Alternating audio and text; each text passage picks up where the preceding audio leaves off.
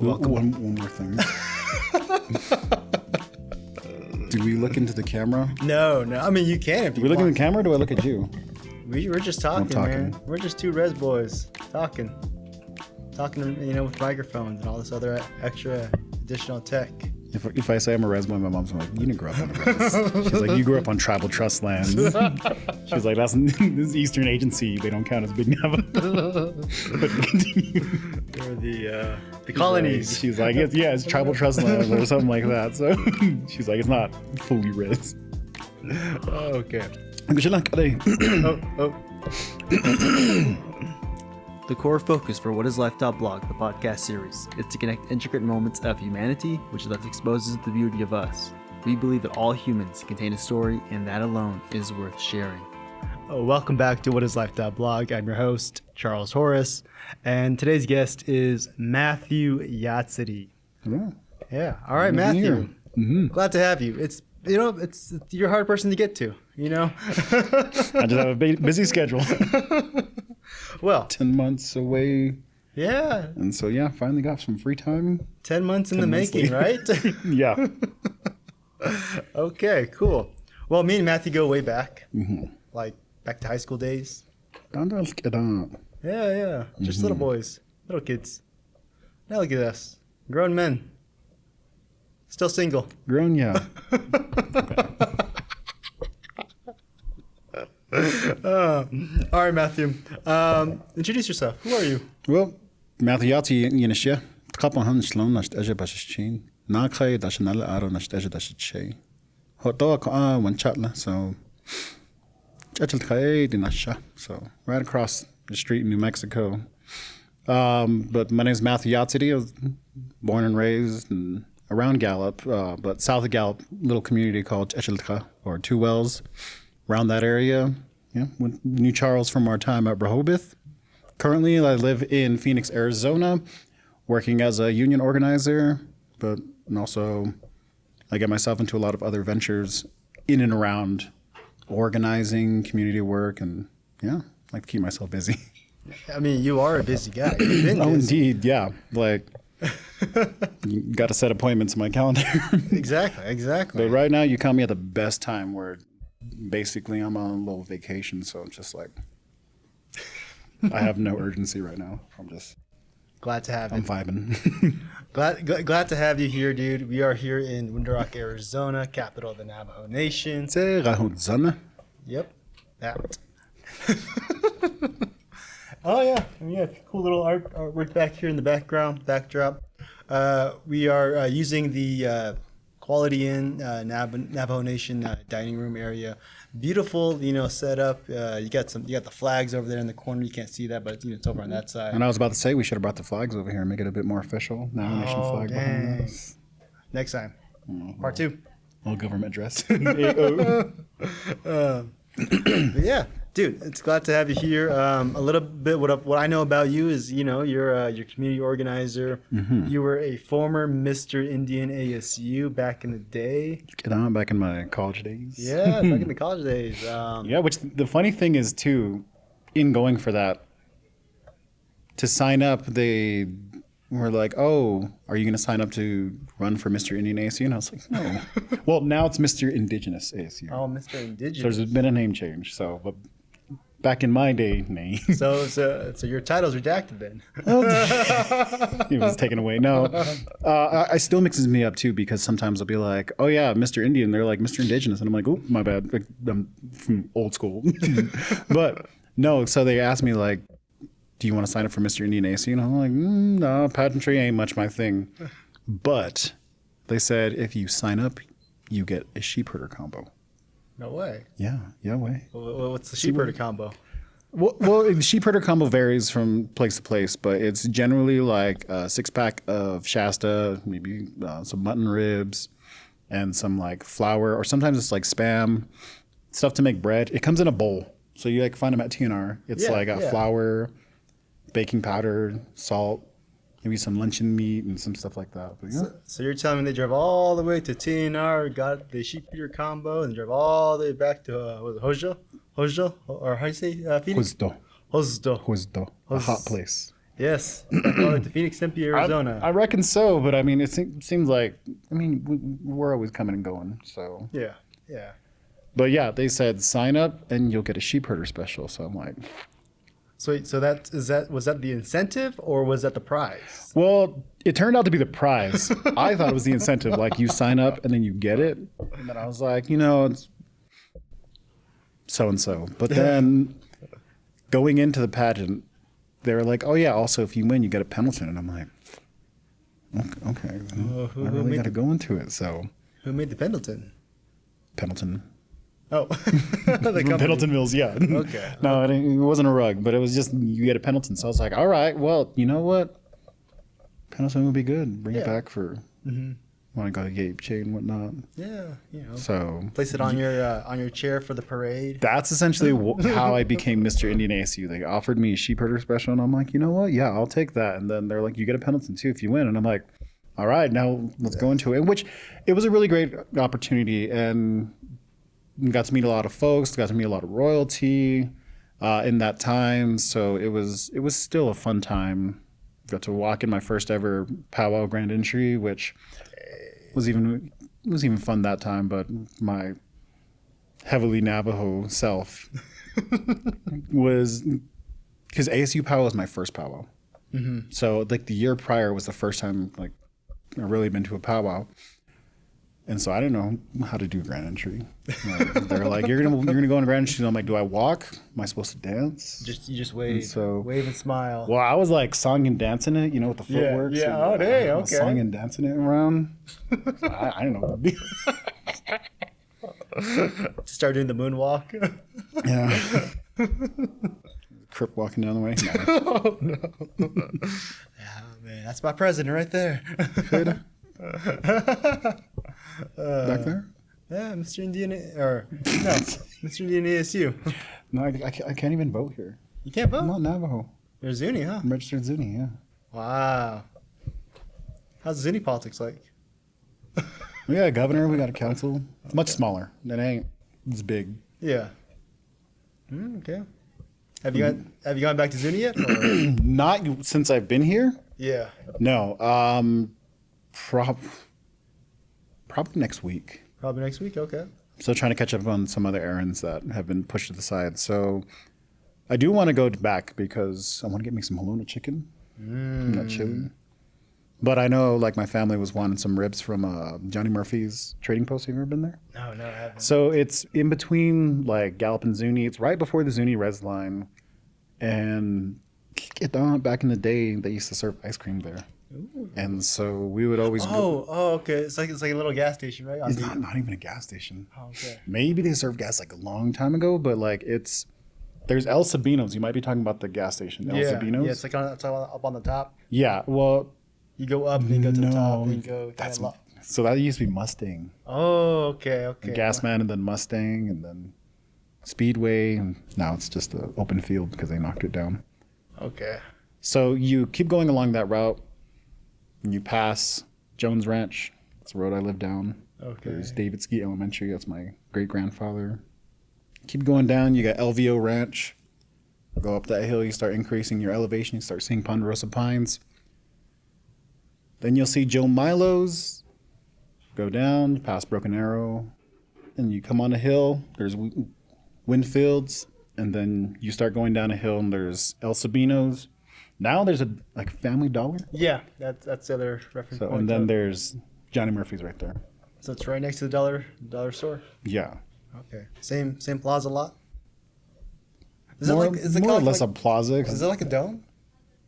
Dome? Or no? Like the firmament or what? I don't know. Like a building. No. No dome. Okay. I'm thinking of something else then. Yeah, they got paintings on the outside. Now there's post office boxes. But back in the day, they used to sell ice cream.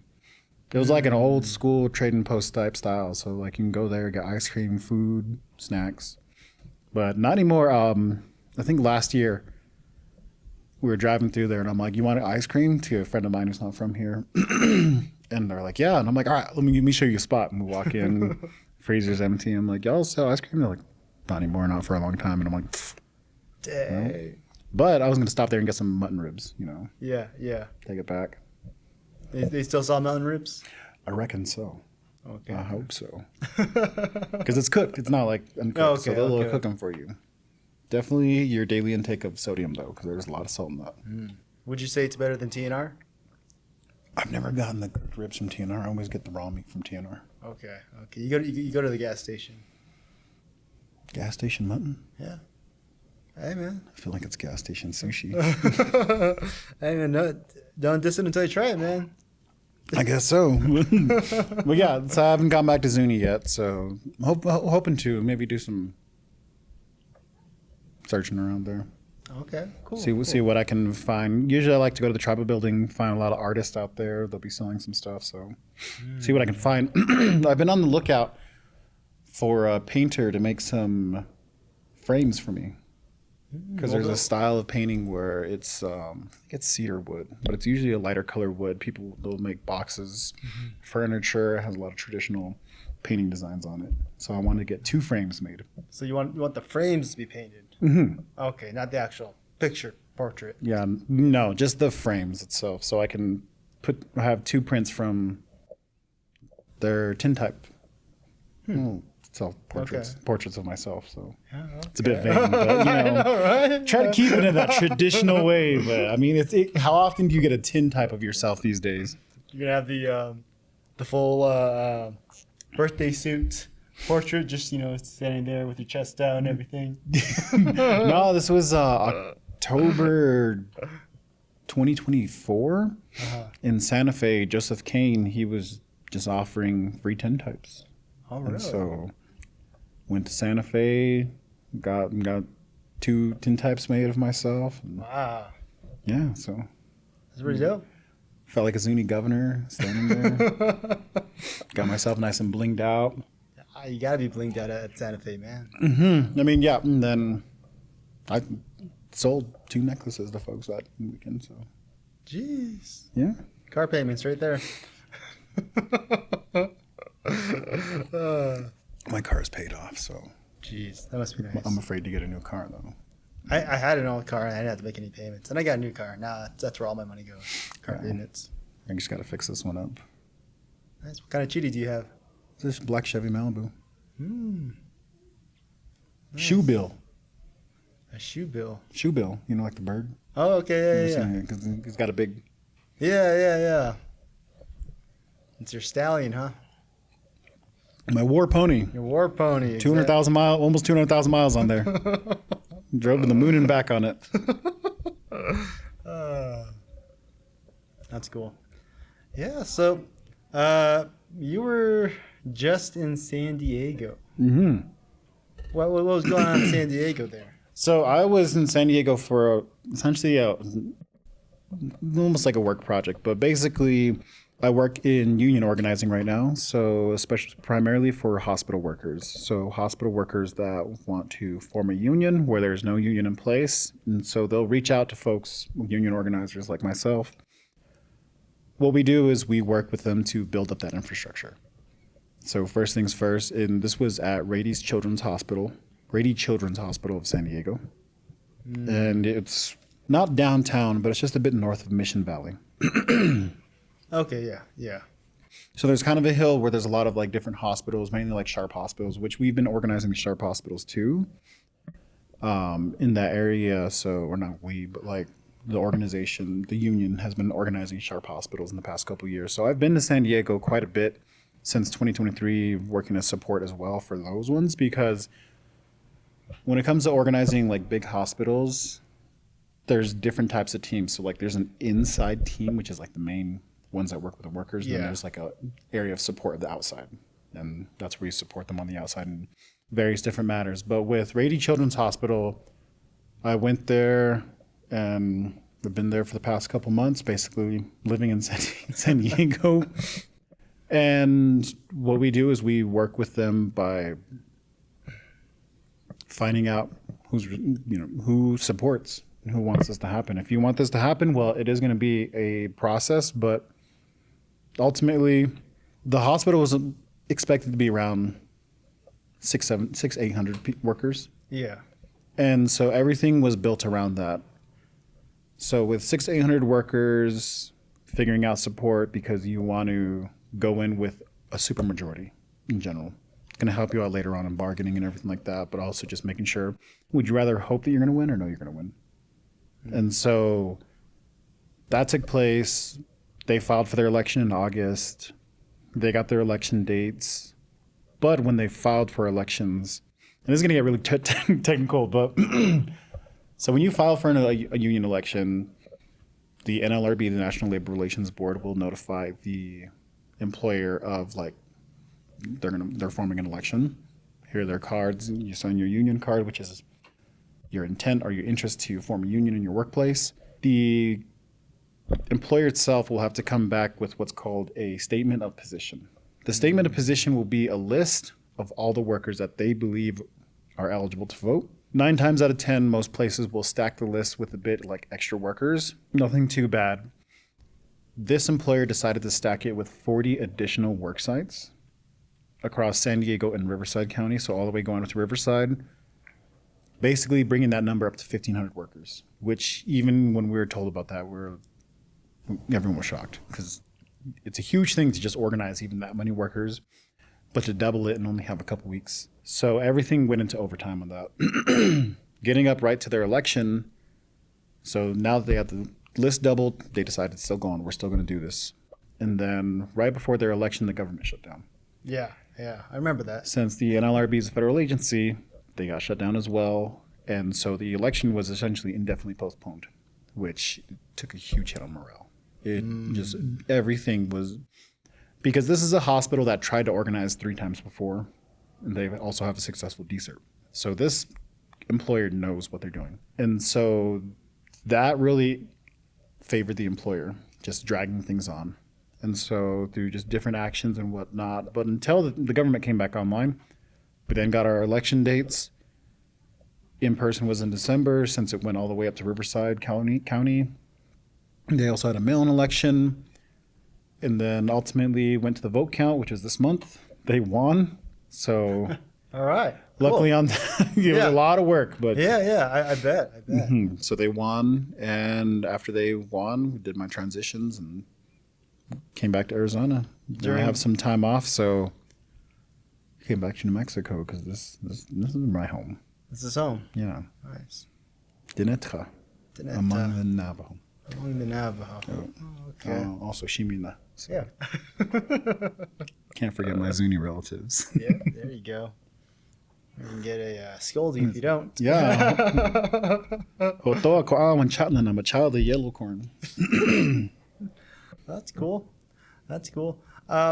So that's a really, really cool adventure, I guess you could say, you know, work tale that's It was a lot of work because it sounded like it, yeah. there are days where you have a really long day, and it's a lot of coordination, it's a lot of conversations, because ultimately you want to get to what's a person's why.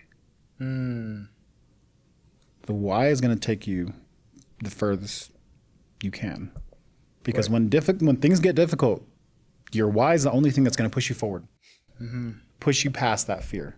Because there's a lot of fear that happens, and it's okay to be afraid during these things because it's a new thing.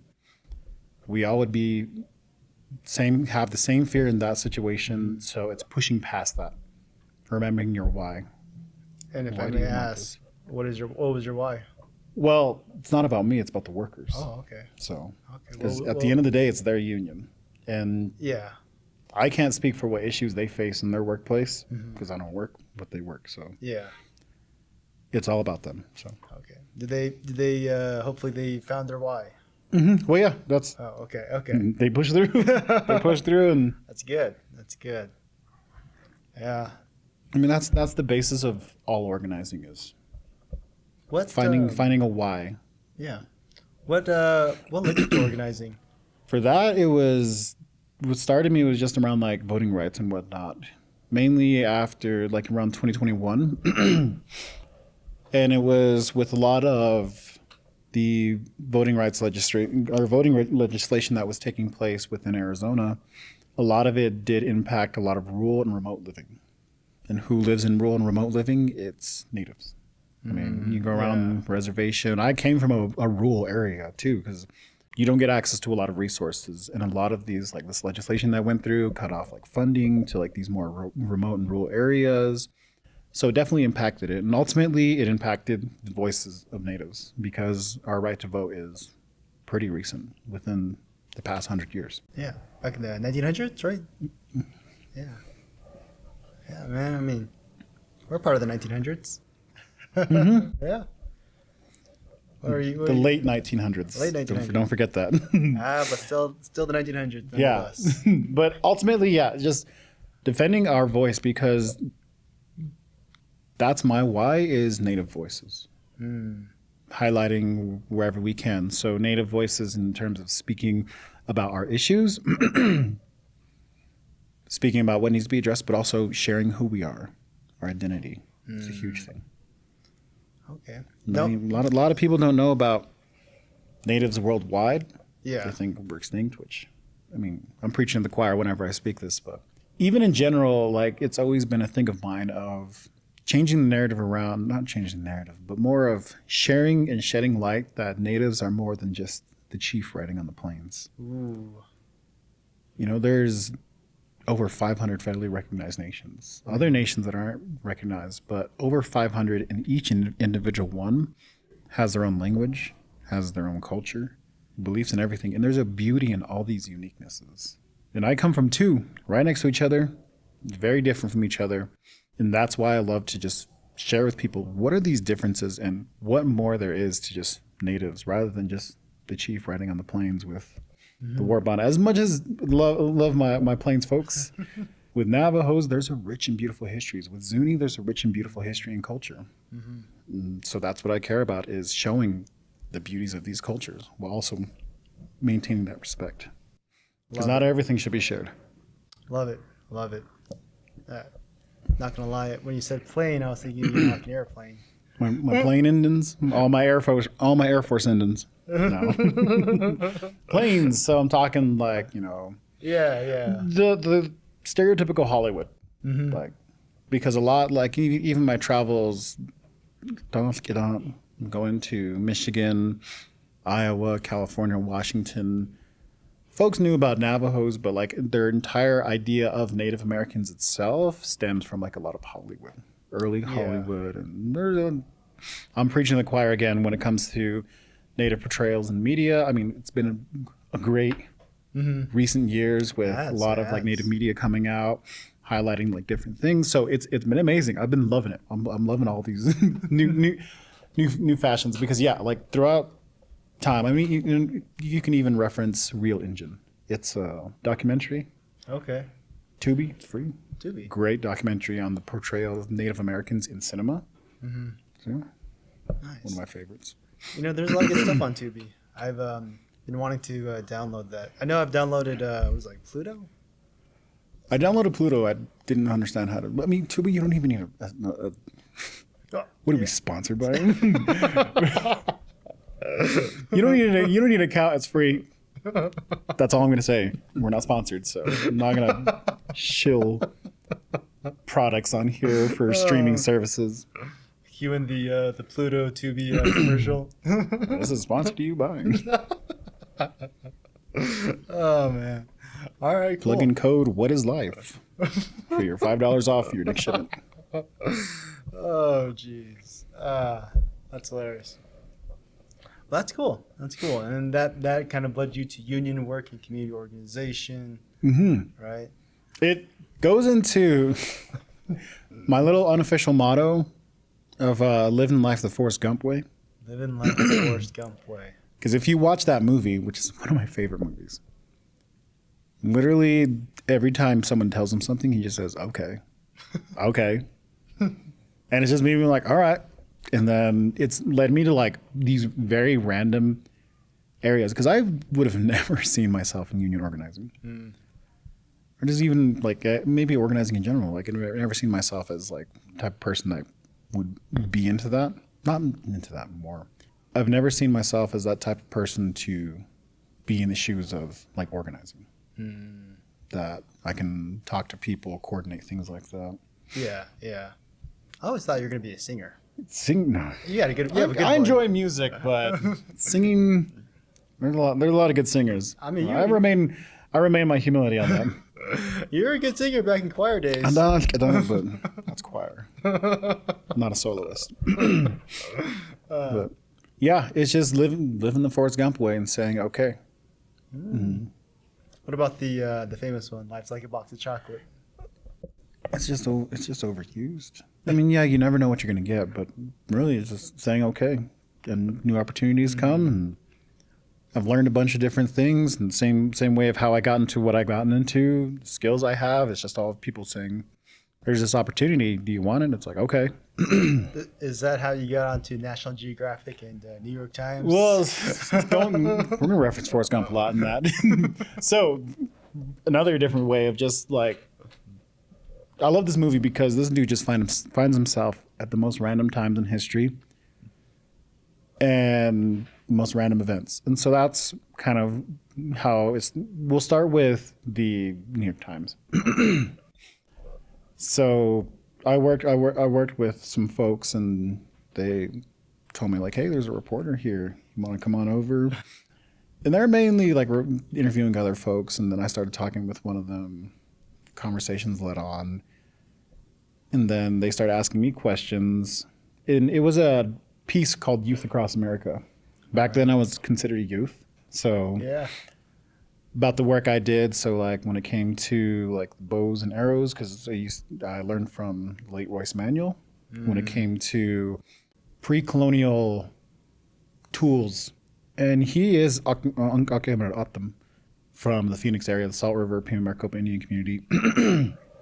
But I got to learn with him through Native Arts and Cultures Foundation around like making and collecting native plants. So how to find a willow, cut that willow, you can age it, carve it into a bow, get that agave, cut off the leaves, boil it, change the water, boil it, change water, boil it, tear it apart in small pieces, scrape off all the pulp, weave it into bowstring, find some arrowweed, let that dry out, clean it off, carve it into your arrow shaft, get some turkey feathers, get them ready for fletching, flint up your own arrowheads, and put that all together. And just to have that knowledge to be able to collect natural materials and process them into like these tools that was everyday knowledge. And that's another like thing that really influenced me in my thought processes and just overall what I want to do today in terms of like preservation. And he initially taught me because with Native Arts and Cultures Foundation, you were supposed to be from the same like indigenous community. So like I was supposed to be out them, but also one of the things was they can't be related. And so it was hard for him to find someone who wasn't related. And he knew that I always had an interest. I always had an interest in his work and learning what I can, because I grew up around like artists all my life. Yeah. And so I always had questions for him. And when he taught me different things, I would take it back, use what I can around here. First thing he taught me was just weaving cordage. Well, first it was cleaning. It was very like old school. So it's like you learn from the lowest thing, like the most tedious work, so you can develop that respect for it, and then you work your way up. So first he taught me was just cleaning agave. So the old school way is you scrape it with your nail. Did you have to grow your nail out? You can grow your nail out, but after cleaning a lot of it, it also grinds your nails down. Okay. So you get this nice little mountain range on your nail. So, but then he taught me cordage and a simple method of like making baskets called lace coil, where it's just you can make one lawn string or you can make it as you go, but you start with the circle and you just slowly loop through that, and then you loop through those other loops. Some people might reference it like macrame. Okay. And so with that, once he taught me that, I came back. Of course, I don't have agave at hand. There's no agave that grows out here. And so I use what I can. I used grass. I used twine from the hay bales. What about what's that plant? Those little pointy plants with the little curls in the inside. That grow around here. Yucca. It's like, what's that? Are you talking about yucca? Yeah. Well, yucca is one of the things that was used because there's a lot of fibers in yucca. Mm-hmm. But at the time, like I was a young kid. I didn't have the processing for yucca. So I used, whatever I could. And he even told me like about prisoners that made rope out of toilet paper. Oh, dang. And so one time for a road trip, I grabbed a bunch of toilet paper. And so while driving up to Durango, I was cording this toilet paper into cord. And then I made it into a little basket. You gotta show me that, because that's like one of the things I do when I go out and when I eat, I just get a napkin, just start twisting it, Yeah, because you send cordage is just twisting something till it binds up on itself. Then you just keep out and add a little bit more to it, and you just keep going. The key is to make sure it stays consistent all the way through. That's because you have to know when it's starting to thin out, so you have to keep an eye on it and know not to add too much or too little. And so he's always seen that, like whenever because I would only see him once a year during the Herd Museum Art Show, and I would show him like what I made this year. So then they were like, well, there's with Native Arts and Cultures Foundation, there's an apprenticeship program, and you would be one of the people that would fit in there, even though you're not 21 yet, but also you're not related, even though you're not a part of the community. And his teachings initially to me was to bring back, like learning how he did it, coming back and bringing those teachings here, but implementing what we have around and our own culture. Because even like when it comes to the cord, a huge important thing in Pueblo culture, 1860, the Pueblo Revolt. Yeah. So with the Pueblo Revolt, for non-Pueblo folks out there, in August of 1680 was a revolt, first successful American Revolution, which ousted the Spanish from the northern New Mexico area. It was planned by Pope, and what they had were these cords, and they had knots in them. And what they would do is they would untie a knot every day that would go by. So once they ran out of knots, that would be the day it would happen.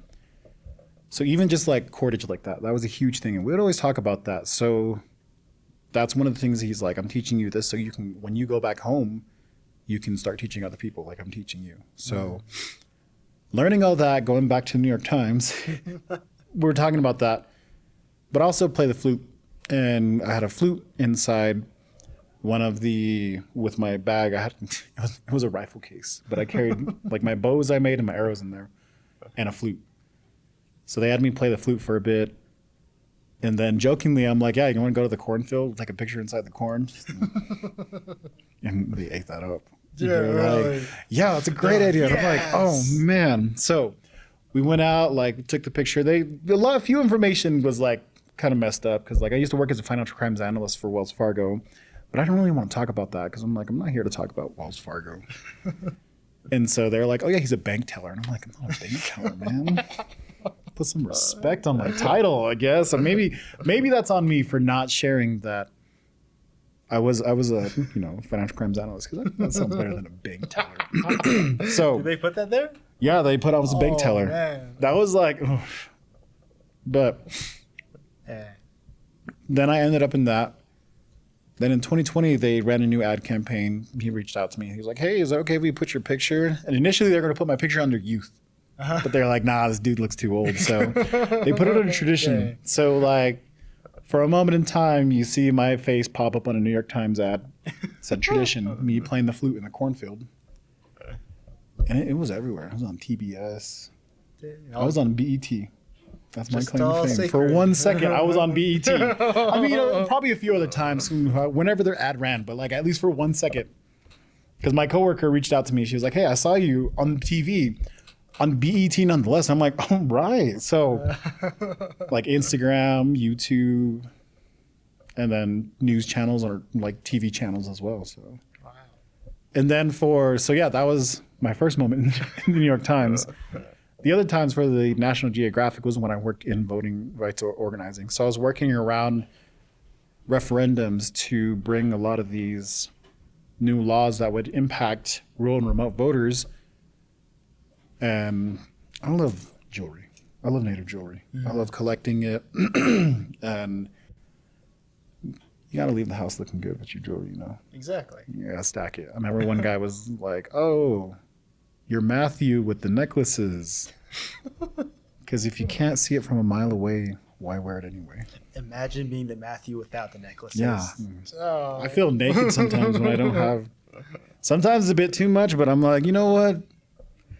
My dad used to always joke because he would always be like, you should have been Eagle Clan. The way you like to just flaunt.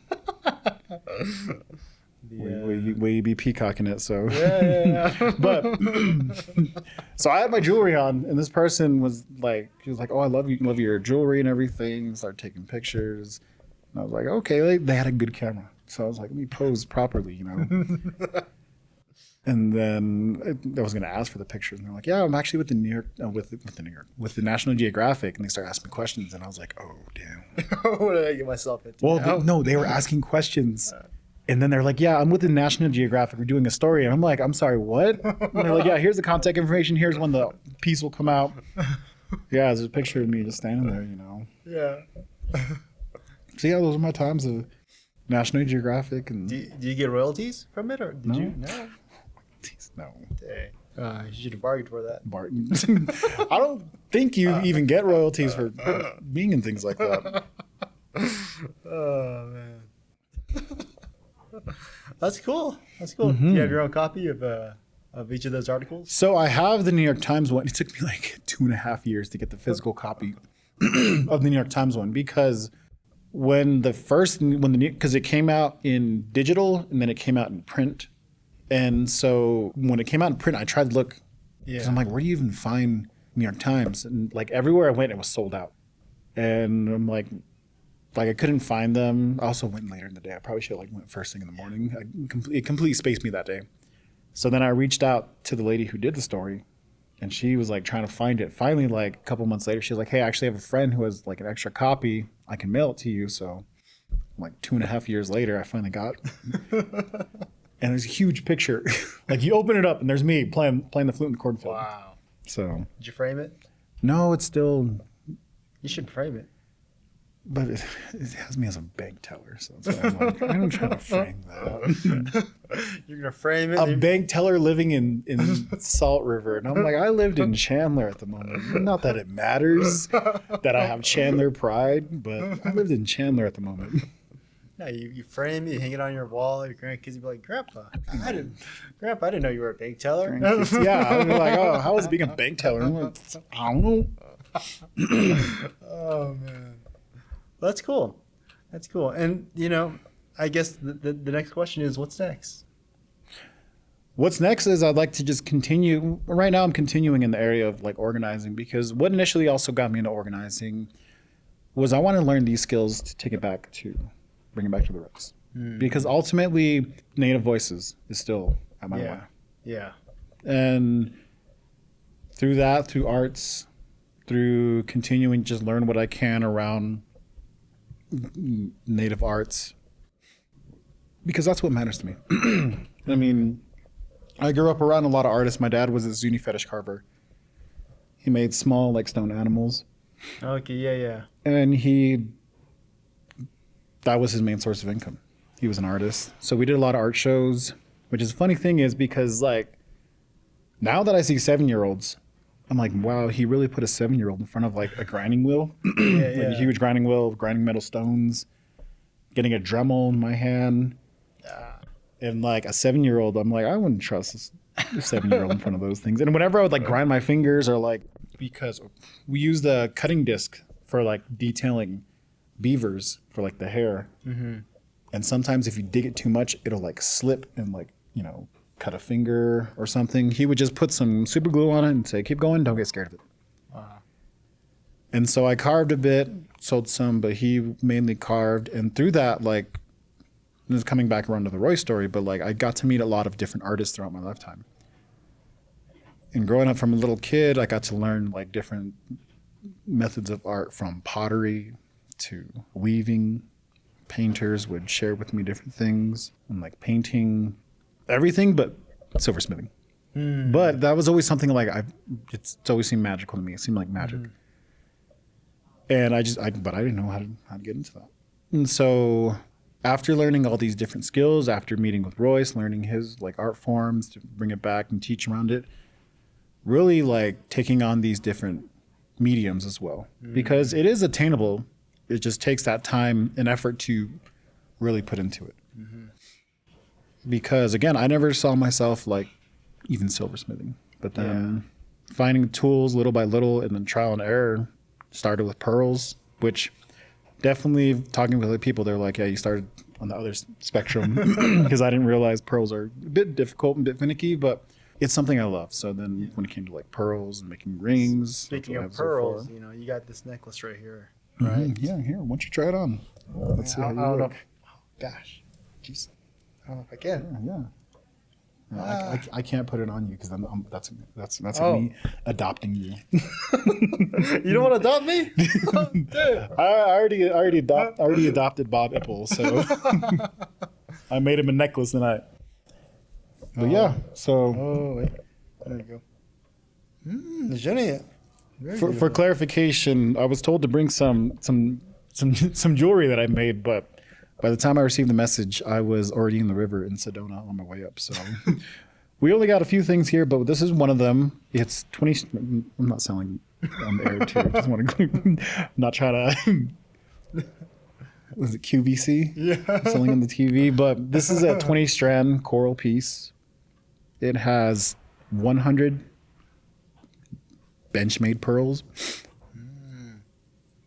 200 tubes of silver, 200 pieces of Sleeping Beauty turquoise. This is natural turquoise with mother of pearl. Sure it's not fake? Yeah. I want to get quality. The hardest part was making these tiny pearls with these big fingers. I mean, look at this finger compared to this pearl. So that started by just punching out 200 small individual discs and then doming them and then drilling them and then soldering them and then filing them and then sanding them and then oxidizing and then final polish. Like what tool do you use for the those little pearls? There's a lot of tools. Well, I mean, like is it like just like one sheet of like of like metal, silver? So I prefer to do stamped pearls, but it gets to a certain size where it's kind of hard to stamp pearls this big. So with these ones, these are 26 gauge pearls. So with your gauge, it's like shotgun. So like the higher you go, the lower you go, the bigger it gets. I see. So a lot of pearls, and you can tell just by the weight too of them. So if you find like most unstamped pearls are anywhere between like 26 gauge. If they're fancy and heavy, then yeah, maybe they're 22 or 24, but 26 gauge and up to 30 gauge. 30 gauge, they're going to feel really lightweight because they're super thin. Yeah. And that's just because you're mainly just doming it and that's it. And so these ones are 26 gauge silver, but for stamping, I prefer like 22 or 24. 24 is kind of that good middle area because you get a good stamp pattern in there, because if it's too thin and you stamp it and you dome it, even if you anneal it, sometimes you run the risk of tearing. So 22, 24 is always a good way for like stamped. And you made this in the year 2025? Yep. Yeah. Actually, while I was on my work assignment in San Diego, Really? made some of the pearls. I found out you can actually silversmith in a hotel room. You just have to clean up every day and make it look like you weren't silversmithing in there. So when I got there, I'm like, I want to do this stuff, but also like I didn't have all my tools from home. I didn't have like my pickle pot, so I'm like, what could I use to overcome this? And so I'm thinking, and I'm like, what if I just get a pickle jar? So easy for me. Got a pickle jar. Yeah.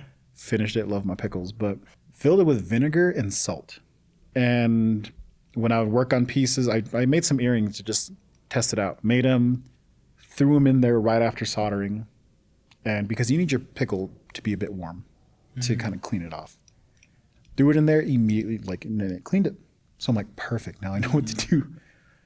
And so then that's how, because it was missing some pearls. I made the pearls before I went out there, but little people probably wanted a necklace because there was some pearls missing. So that if someone was like, do you think the maids took it? And I'm like, no, because of all the things in there, for them to take like 5 to 10 of these tiny pearls, like it made no sense. So I'm like, no, most likely not. I'm like, there's a pound of silver that's worth more than those little pearls sitting right next to it, or even all the turquoise stones. And so I created those. I even created like 2 rings in there as well. Wow. So it was. I love creating things with my hands. What you need is like a suitcase or something with all your tools. Oh yeah, I got a little tool bag. Yeah. I have 2 tool bags. One is extremely heavy because it has like my stamping block and everything. Yeah. Like even getting back, I was itching to make stuff. Like getting back like a couple days ago, I made this.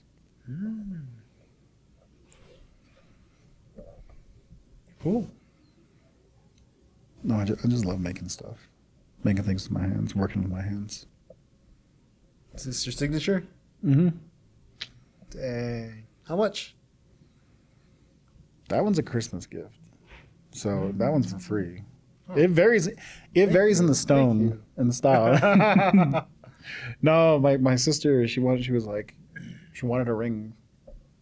So I was like, what size? And I'm like, here, try one of these. So I pulled off the one that I didn't make. Yeah. My last little Bisbee piece. And she was like, cool. Well, I'll keep this until you make me one. And I'm like, oh. So then I should have done that. No. Nice. Do you know if artists do they like to collaborate, or is it just like let me do my own thing? I mean, sometimes artists do collaborate. It happens sometimes. It's just not like and it depends on your medium too. Because I'm thinking of like Chris Sazzi. You guys work on something, man. Make something. Make a set. And I think it's just all on styles and everything too. Yeah. But I'm still getting into it, as you can see. So that's cool though. That's cool. I'm still figuring my style too. I like that old style. I love the history too of just native art, specifically around like Navajo jewelry and everything, the weaving styles. So looking at how Navajo jewelry has transformed throughout the years, from the early years to the way pearls were made back in the day, to the different phases of concho belts, from your first phase before Navajos really had soldering down. So like first phase concho belts will be, they just cut those. So you'll see those old school concho belts where the belt loop comes out, there's little holes in them. Yeah. That's because there's no soldering that was done on those old ones. That's kind of your early form of Navajo silversmithing. And you have your second phase, which they started soldering the backs on them. And then, you start getting into like inlay work and everything like that. Yeah. I don't think I've ever seen those ones. I'm only familiar with, I guess, the old school ones. Yeah, a great way to just look at it is just go to the trading post. I mean, you're right next to the Indian capital of the world, Gallup. That's true. That's true. Go to all the trading posts, look at it, because there's a wide collection of jewelry there, historical and non-historical. So I was there this morning I was looking at a concho belt, and I was like, I'm just curious to look at this one because it was a nice one. It looked like our first phase, but it had some back soldered in there, which it might be, and someone just got those soldered on a later date. But she grabs it and she's like, "Yeah, this one is for $30,000." I'm like, "What?" And that's what the discount, because we get things half off. Yeah. So, jeez, this concho belt was going for $60,000. Wow. So, but like looking at the history of that, pearls, like where did pearls come from? The nausea symbol coming from the Spanish horses, and even looking into the origins of that, like from when the Moors ruled over Spain, and that influence of why the Spanish had it on their horse bridles, and then us taking that, seeing it like as a rainbow, as almost like a trophy of war, wearing that for protection. Nice. See, now that's what I need. Like, I need someone to tell me explain the history and the importance of jewelry. For me, because it's like I go and I'm like, oh, that looks nice, that looks pretty. Oh, I didn't show you yet. Very cool. I don't know like the historical value of it all. I mean, yeah. Overall, there's value in everything, and sometimes jewelry can be status pieces, but a lot of it, I mean, going into just simply turquoise, it's seen as our protection. Yeah. But also, in our stories, it talks about where turquoise came from. And as much as I would love to share, I know the podcast will run all year. So maybe part two. It can't be talking about, our winter stories. That's true. Because then you're going to have to take it off air. when winter's over. So that's why I'm like in the Navajo stories and our origin stories, it talks about where like turquoise came from, but ultimately it is one of our pieces of like, protection. And so there's different styles too, like the more traditional, you'll see like the 2-strand. Yeah. 2-strand with a jacklof like that at the bottom. So we'll have 2 strands, turquoise, and then like a jacklof.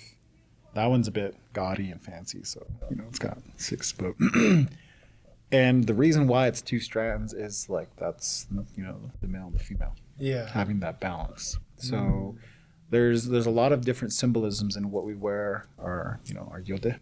Well, what are you This wearing? one this one is a Tony Luwala. It's a fetish necklace. So fetish necklaces, they were popular from like the 50s, 60s, 70s. They still make them today, of course, but like you find a lot of them from that era. And so this is a Tony Luwala piece. Zuni or?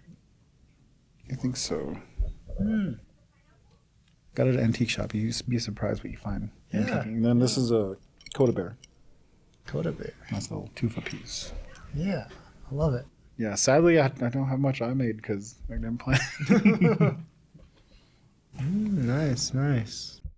You gonna set up your own little shop here one of these days and just I don't know about a shop. I mean, I'd still love to work around preservation. Art is always an important thing. Preserving our voices, and it's important to express ourselves. I mean, show who we are, and show the beauty of the culture as well. I mean, we come from a very glittering culture. Yeah. Even with Navajos, they were drippy walking into the glittering world. So, showing that. Love it. I love it.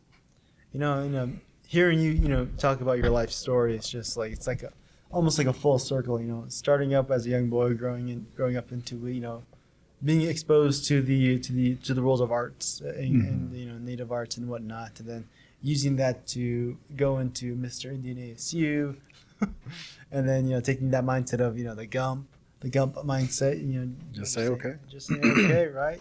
Finding your way onto New York Times, National Geographic, Bank Teller, and just going into voting rights and union organizations. Finally going back to eventually one day as an old Che, just silversmithing. I reckon so. Yeah, I'm just trying to. I'm ready to retire. I'm tired, dude. Everyone's like, "You're so young. You saw the world," and I'm like, "What do you mean, dude? I'm tired.